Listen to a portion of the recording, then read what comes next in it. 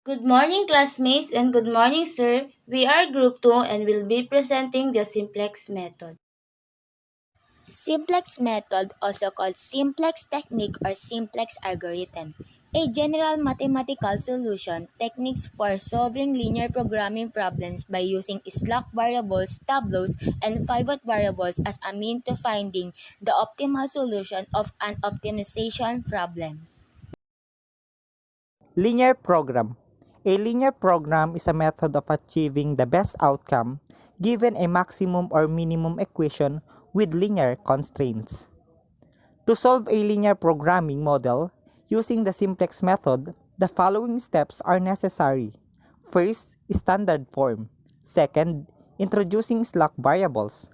Third, creating the tableau. Fourth, pivot variables. Fifth, creating a new tableau. 6. Checking for optimality. And last, identify optimal values. Steps in solving linear programming problems using simplex method.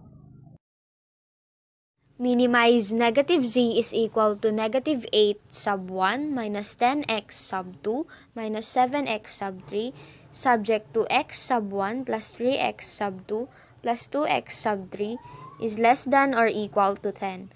Negative x sub 1 minus 5x sub 2 minus x sub 3 is greater than or equal to negative 8. X sub 1, x sub 2, x sub 3 is greater than or equal to 0. Step 1. Standard form. Standard form is the baseline format for all linear programs before solving for the optimal solution and has three requirements. 1. Must be a maximization problem. 2. Linear constraints must be in a less than or equal to inequality. 3. All variables are non-negative. Example, negative 1 times negative z is equal to negative 8x sub 1 minus 10x sub 2 minus 7x sub 3. The answer is z is equal to 8x sub 1 plus 10x sub 2 plus 7x sub 3. Maximize z is equal to 8x sub 1 plus 10x sub 2 plus 7x sub 3. Example, negative 1 times negative x sub 1 minus 5x sub 2 minus x sub 3 is greater than or equal to negative 8. The answer is x sub 1 plus 5x sub 2 plus x sub 3 is less than or equal to 8. Step 2. Determine slack variables. Slack variables are additional variables that are introduced into the linear constraints of a linear program to transform them from inequality constraints to equality constraints. If the model is in standard form, the slack variables will always have a positive 1 coefficient.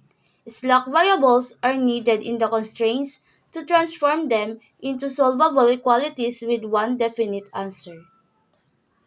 Example, x sub 1 plus 3x sub 2 plus 2x sub 3 plus s sub 1 is equal to 10. X sub 1 plus 5x sub 2 plus x sub 3 plus s sub 2 is equal to 8. X sub 1, x sub 2, x sub 3, s sub 1, and s sub 2 should be greater than or equal to 0. Step 3. Setting up the tableau. A simplex tableau is used to perform row operations on the linear programming model, as well as to check a solution for optimality. The tableau consists of the coefficients corresponding to the linear constraint variables and the coefficients of the objective function. In the tableau below, the bolded top row of the tableau states what each column represents.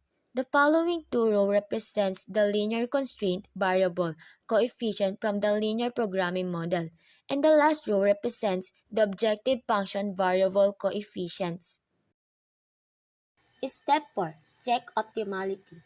The optimal solution of a maximization linear programming model are the values assigned to the variables in the objective function to give the largest zeta value.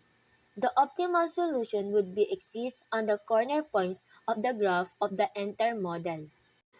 And the next, to check optimality using the tableau, all the values in the last row must contain values greater than or equal to 0. If a value is less than 0, it means that the variable has not reached its optimal value. Okay, as seen in the previous tableau, the three negative values exist in the bottom row, indicating that this solution is not optimal. If the tableau is not optimal, the next step is to identify the pivot variable to base a new tableau on as described in step 5. Step 5. Identify the pivot variable. The pivot variable is used in row operations to identify which variable will become the unit value and is a key factor in the conversion of the unit value. The pivot variable can be identified by looking at the bottom row of the tableau and indicator. Okay, assuming that the solution is not optimal, pick the smallest negative value in the bottom row. One of the values lying in the column of this value will be the pivot variable. In the example shown, the negative 10 is the smallest negative in the last row. This will be designate the x sub 2 column to contain the pivot variable. Solving for the indicator gives us a value of 10 over 3 for the first constraint and a value of 8 over 5 for the second constraint. Due to 8 over 5 being the smallest non-negative indicator, the pivot value will be in the second row and have a value of 5. Moving forward to the next step, creating the new tableau. The new tableau will be used to identify a new possible optimal solution. Now that pivot variables has been identified in step 5, row operations can be performed to optimize the pivot variable while keeping the rest of the tableau equivalent. Sub-step 1. To optimize the pivot variable, it will need to be transformed into a unit value or the value of 1. To transform the value, multiply the row containing the pivot variable by the reciprocal of the pivot value. In the example given below, the pivot variable is originally 5, so multiply the entire row by 1/5 or 1 over 5. After the unit value has been determined, the other value in the column containing the unit value will become 0. This is because the x sub 2 in the second constraint is being optimized, which requires x sub 2 in the other equation to be 0. In order to keep the tableau equivalent, the other variables are contained in the pivot column or pivot row must be calculated by using the new pivot values. For each new value, multiply the negative of the value in the old pivot column by the value in the new pivot row that corresponds to the value being calculated. Then, add this to the old value from the old tableau to produce the new value for the new tableau. This step can be condensed with this equation. New tableau value is equal to the negative value in old tableau pivot column multiplied with the value in new tableau pivot row and add the old tableau value. Here are some examples provided to help explain this concept a little better. Numerical example number 1. To find the S sub 2 value in row 1, we must use the equations that I have given a while ago. And then, we will come up with this answer. The new tableau value is equal to the close and open parenthesis negative 3 multiplied to 1/5 plus 0 is equal to negative 3/5. Another example is finding the x sub 1 variable in row 3. We must use also the same equation that we have used in example number 1. So we will come up with this outcome. The new value is equal to 10 multiplied by 1/5 and add negative 8, so the answer would be negative 6. Once the new tableau has been completed, the model can be checked for an optimal solution. Now let's move forward to step 7, which is checking the optimality. As explained in step 4, the optimal solution of a maximization linear programming model are the values assigned to the variables in the objective function to give the largest zeta value.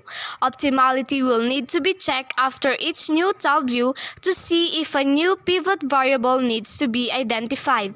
A solution is considered optimal if all values in the bottom row are greater than or equal to 0. If all values are greater than or equal to 0, the solution is considered optimal and step 8 through 11 can be ignored. If negative value exists, the solution is still not optimal and the new pivot point will need to be determined, which is demonstrated in the step 8. Step 8. Identify new pivot variable. If the solution has been identified as not optimal, a new pivot variable will need to be determined.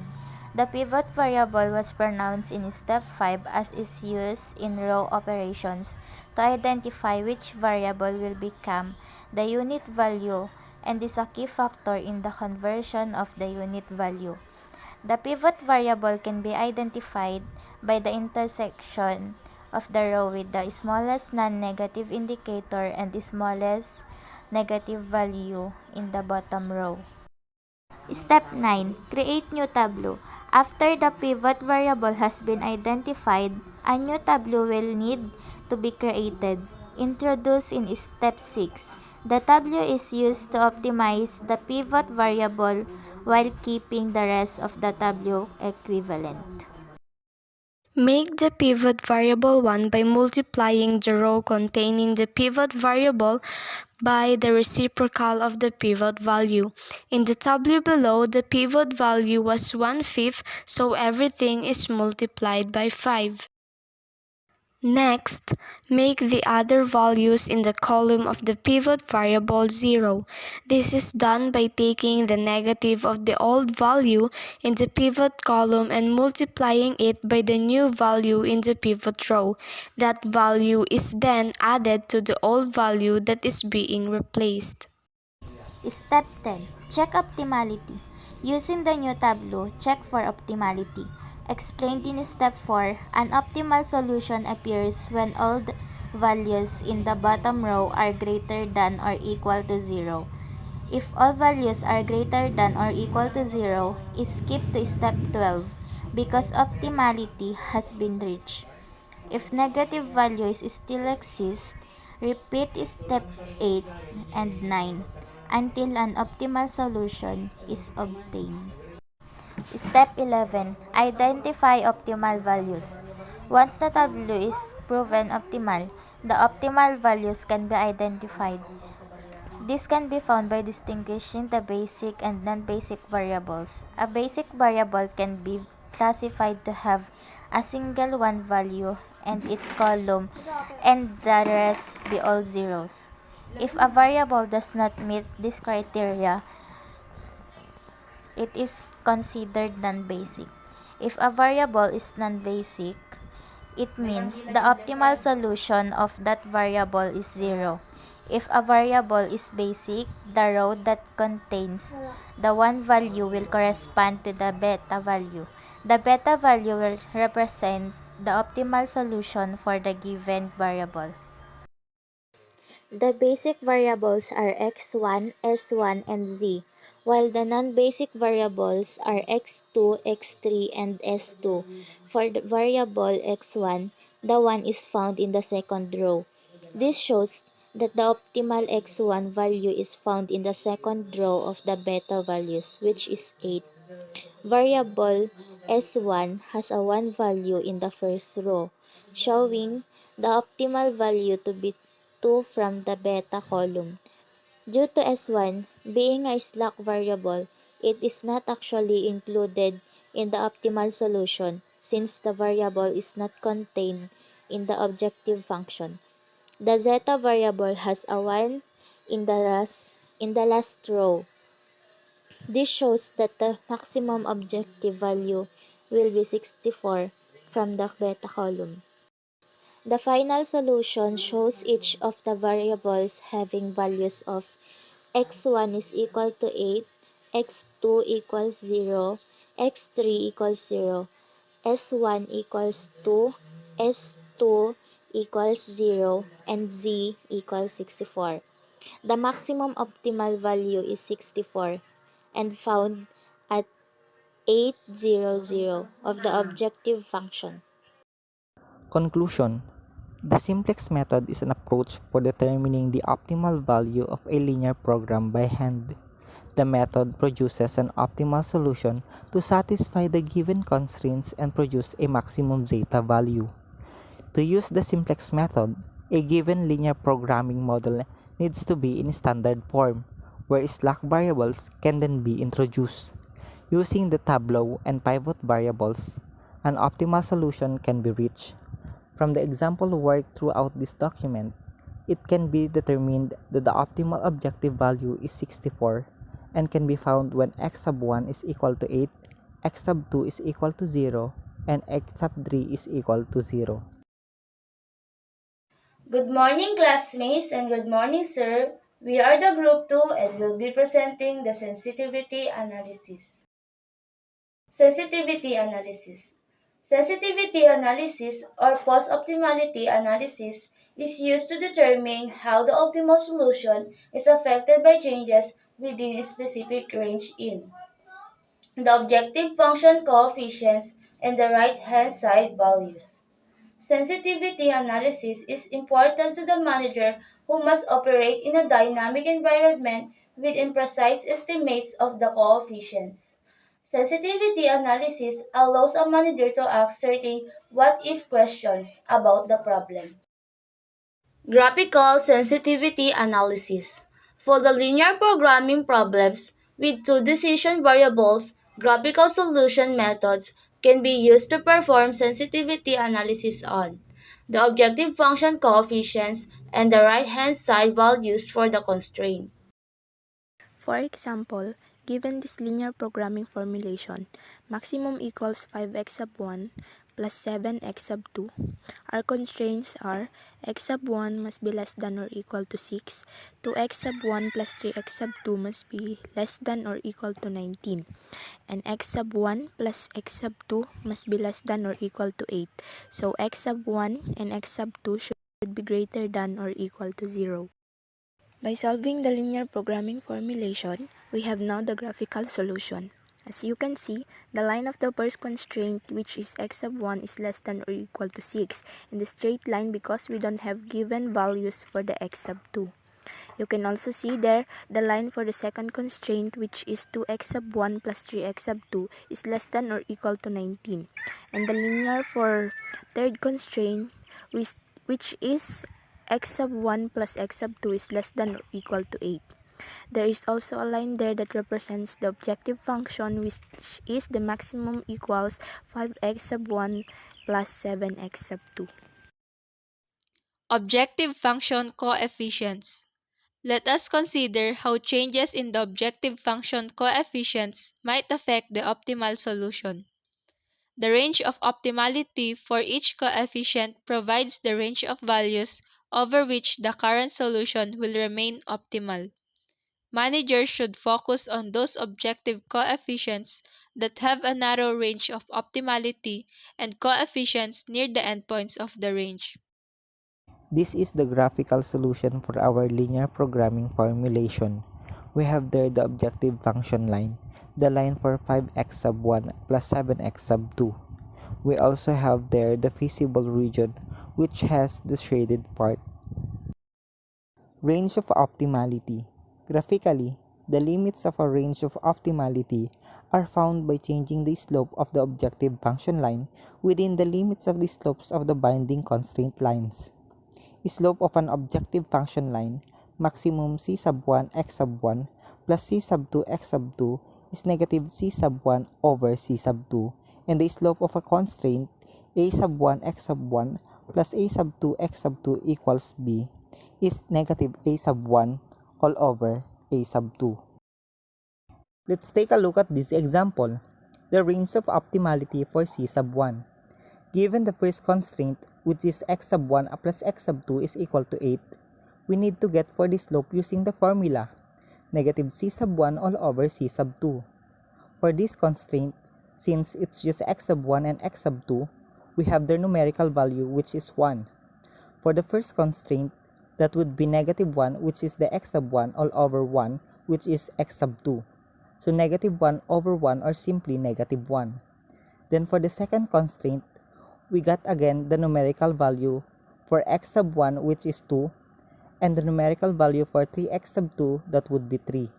The slope of our second constraint is negative 2 over 3. After getting the slope of the constraints, we need to find the range of values for c sub 1 with c sub 2 staying at 7. So if we could recall, the objective function is maximum equals 5x sub 1 plus 7x sub 2. We will retain the value of 7x sub 2 or c sub 2 such that the objective function line slope lies between that of the two binding constraints.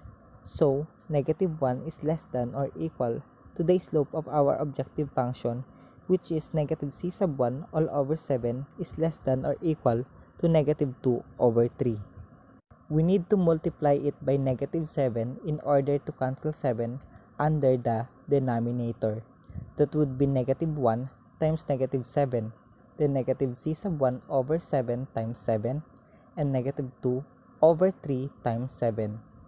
Negative 7 times negative 1, we will come up with 7. Negative times negative, that would be positive. So we would be able to cancel 7. The negative 7 times negative 2, which would be 14 all over 3. So we have the range of optimality for c sub 1. That would be 14 over 3 or simply 4.67 is less than or equal to c sub 1, and the value of c sub 1 should be lesser than or equal to 7. So, the optimality ranges for c sub 1 are 4.67 and 7. Range of optimality for C sub 1. Would a change in C sub 1 from 5 to 7 with C sub 2 unchanged cause a change in the optimal solution? The answer is no, because when C sub 1 is equal to 7, the condition 14 over 3 is less than or equal to C sub 1 and C sub 1 is less than or equal to 7 is satisfied. So the next one is we are going to compute the range of optimality for c sub 2. Find the range of the values for c sub 2 with c sub 1 staying 5 such that the objective function line slope lies between that of the two binding constraints. If you could recall, negative 1 is our slope for the first constraint and negative 2 over 3 is the slope for the second constraint. Then the slope for our objective function is negative 5 all over c sub 2. Since our formula for our slope is negative c sub 1 all over c sub 2. Since c sub 1 is staying, so that is negative 5. We multiply the equation with negative 1 so the values changes and at the same time, the logical expressions also change. That would be 1 is greater than or equal to 5 all over c sub 2 is greater than or equal to 2 all over 3. Then we are going to invert 5 over c sub 2, so all of the slope also follows. In order to cancel 5 as our numerator, we are going to multiply it by 5. So we have here 5 is less than c sub 2 is less than or equal to 15 all over 2. Our range of optimality for c sub 2 are 5 and 15 over 2 or simply 7.5. Range of optimality for c sub 1. Would a change in c sub 2 from 7 to 6 with c sub 1 unchanged cause a change in optimal solution? The answer is no, because when c sub 2 is equal to 6, the condition 5 less than or equal to c sub 2 and c sub 2 is lesser than or equal to 15 over 2 is satisfied. Simultaneous changes. The range of optimality for objective function coefficients is only applicable for changes made to one coefficient at a time. All other coefficients are assumed to be fixed at their initial values. If two or more coefficients are changed simultaneously, further analysis is usually necessary. However, when solving two variable problems graphically, the analysis is fairly easy. Simultaneous changes. Simply compute the slope of the objective function negative cx sub 1 all over by cx sub 2 for the new coefficient values. If this ratio is greater than or equal the lower limit on the slope of the objective function and less than or equal the upper limit, then the changes made will not cause a change in the optimal solution. Simultaneous changes in C sub 1 and C sub 2. Would simultaneously changing C sub 1 from 5 to 7 and changing C sub 2 from 7 to 6 cause a change in optimal solution? Recall that these changes individually did not cause the optimal solution to change. Recall that the objective function line slope must lie between that of the two binding constraints. Negative 1 is less than or equal to negative C sub 1 over C sub 2. Negative C sub 1 over C sub 2 is lesser than or equal to negative 2 over 3. The answer is yes. The optimal solution changes because negative 7 over 6 does not satisfy the above condition. It is already beyond the condition. Be sure that the slope for simultaneous changes in C sub 1 and C sub 2 must satisfy the ranges of the optimality, or else the optimal solution will change. Right-hand sides. Let us consider how a change in the right-hand side for a constraint might affect the feasible region and perhaps cause a change in the optimal solution. The change in the value of the solution per unit increase in the right-hand side is called the dual value. The range of feasibility is the range over which the dual value is applicable. As the RHS increases, other constraints will become binding and limit the change in the value of the objective function. Dual value. Graphically, a dual value is determined by adding 1 to the right-hand side value in a question and then resolving for the optimal solution in terms of the same two binding constraints. The dual value is equal to the difference in the values of the objective functions between the new and original problems. The dual value for non-binding constraint is 0. A negative dual value indicates that the objective function will not improve if the RHS is increased.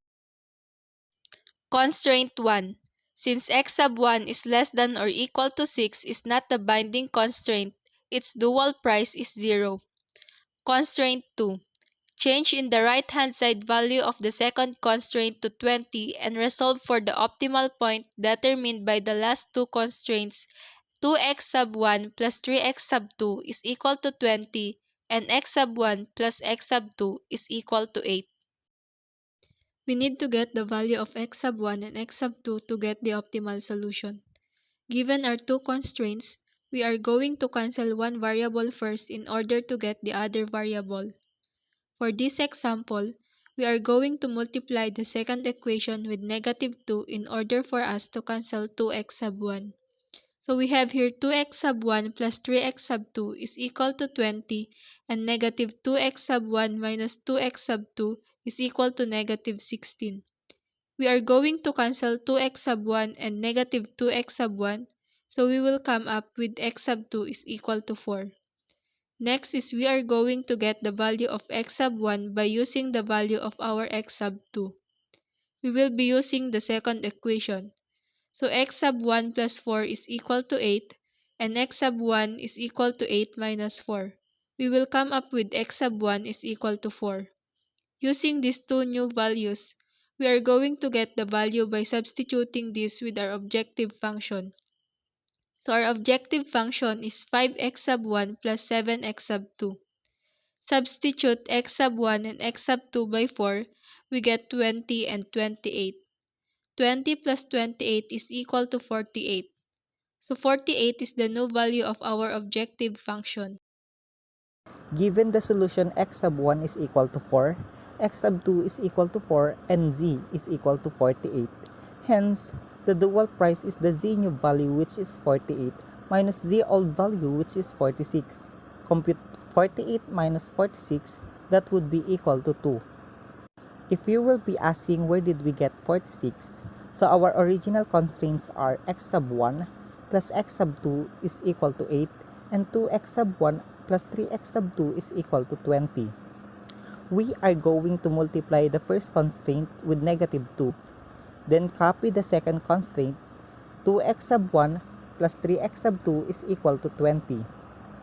Cancel negative 2x sub 1 and 2x sub 1. Then we substitute it. X sub 1 plus 3 is equal to 8. The value of our x sub 1 will be 5. Substitute 5 with our objective function. That is 5 times 5 plus 7 times 3, we will come up with 46. So that is the value of our old objective function. Example, dual values, constraints 3. Change the RHS value of the third constraint to 9 and resolve for the optimal point determined by the last two constraints. 2 sub 1 plus 3x sub 2 is equal to 19, and x sub 1 plus x sub 2 is equal to 9. To get the value of x sub 1 and x sub 2, we will multiply the second constraint with negative 2. So we will come up with 2x sub 1 plus 3x sub 2 is equal to 19, and negative 2x sub 1 minus 2x sub 2 is equal to negative 18. Cancel 2x sub 1 and negative 2x sub 2, we will have x sub 2 is equal to 1. So the value of our x sub 2 is 1, and we are going to substitute it. So x sub 1 plus x sub 2 is equal to 9. X sub 1 plus 1 is equal to 9. The value of our x sub 1 is 8. Again, using these two values, we will substitute it with our objective function, that is 5 times 8 plus 7 times 1. So our maximum value for this one would be 47.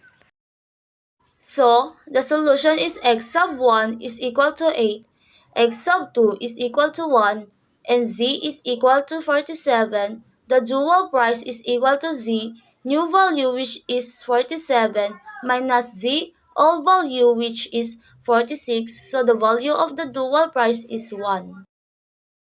The range of feasibility for a change in the right-hand side value is the range of values for this coefficient in which the original dual value remains constant.